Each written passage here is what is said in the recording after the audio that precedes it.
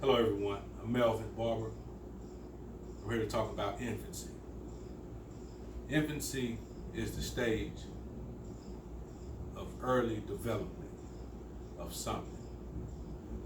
Now when we talk about infancy, we talk about, we think about a baby. But I'm here to tell you that when a baby is born, it's not an infant, it's a newborn. And so the difference is infant starts at 4 weeks, whereas newborn starts at the beginning, as soon as the baby comes out of the womb.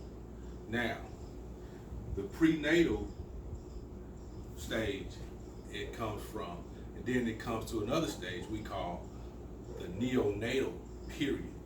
Now, the neonatal period is a period where the child or the infant comes into understanding of their surroundings.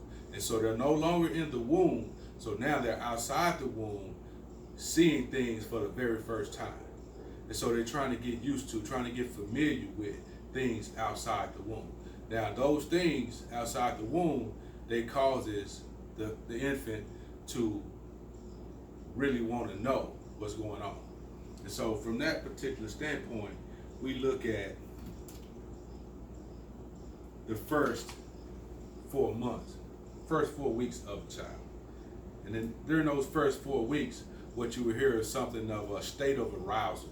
A state of arousal is when you hear a baby crying or weeping or, being out of control. You know what I mean? Irregular sleep, even in control, where they have a regular sleeping period. This is called the neonatal period. And so infants tend to adjust to their environment, you know what I'm saying, in this state. Now, when the next thing we want to think about is how the babies learn and their habituation. And so in that habituation is when, you hear about the lullabies or the singing of songs, things like that, and where the baby really started to, not only but started to ignore certain things. Like if the baby really wants to hear something, they'll pay attention to it, or they'll ignore something else just to keep the attention of that. And so they develop that particular thing during this period of time. And also, the baby really thinks about how they really want to turn their attention away from an annoyance. So we go on to physical and motor development. And in that physical and motor development, that's when the baby really starts to roll over, sit up, or even start, to crawl. And so they're really getting themselves together to where you see a baby laying on the floor and they start turning over. This is when they start learning their motor development. When they started to, sit up, they start seeing that their back, their spine is getting strong. And so another, the whole overview of this is we think about the first 4 months. In the first 4 months, the infant really starts to, get bigger, like 2 times bigger than what his normal weight is in that period of time. And so the next 5 to say 8 months old infant, they would actually, start to use their fingers a little more, so they start to, play with certain things. They start probably, tickling their feet or, rubbing their hands or something like that, or, even playing with certain things, touching things with their fingers. So you'll start to see that in those periods of time. Now, from 9 to 12 years old, that's when you will see babies start to walk. That period you see kids, some kids walk at 9 months old, but for the most part, most kids start to walk or, sit up, pick up on certain things, like pull up on the couch or, use a scooter or something to push. It's at 9 to 12 months old. So their motor skills are starting really to get, sparked during that period of time. Now, a sensory and perceptual development. Now, when we talk about that, we talk about how infants tell what they sense or their perception of what they encounter. Sort of like gazing at something. You know how when you see a kid gaze, you start to think about, I wonder what they're thinking. I wonder what they're thinking. Some people say that, they might be entertaining an angel or something.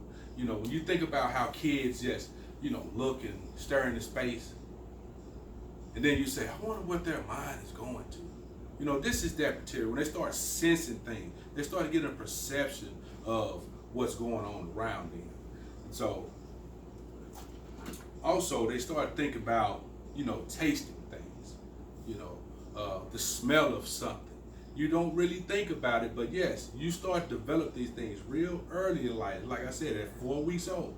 And so you think about tasting something, they got a smell for it. Even at 4 weeks, if they are breastfeeding, what they're doing is they're looking for, they smell if their mother's lactating or something. They can smell it, they can sense that. And so they start to maybe want to, go over there and latch on, they can tell the difference in between if they know their mother's smell.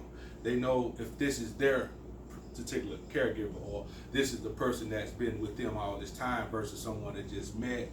They sense that, they smell that. Also, to a touch. A baby could tell if you are genuine by the touch, or if you're just too rough for them, they don't really, appreciate that. And so, though this is the stage, what I'm saying? Like I said, from 4 weeks to, a year old. But at this particular time, that's when they start to really, develop those keen instincts. And also, you think about hearing, and auditory, perception. So when you think about that, it's a sound. It could be a loud noise that they'll, quickly turn to, or it'll be something real, a low sound, to where it kind of quiets them or soothes them. And then you start to understand, hey, this baby's really becoming cognitive of their surroundings. And so they start to know exactly, what their particular thing is. So they'll look for it.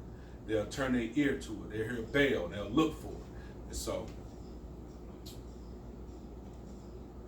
the vision and perceptual and vision and the visual perception of things, they would show you how an infant really starts to see things. They start to distinguish things. They really can distinguish a man from a woman. They can distinguish a vehicle from an animal in these particular periods. And that's when they really start to develop these things. And it's really eye-opening when you start to study and see how these infants interact with other daily things.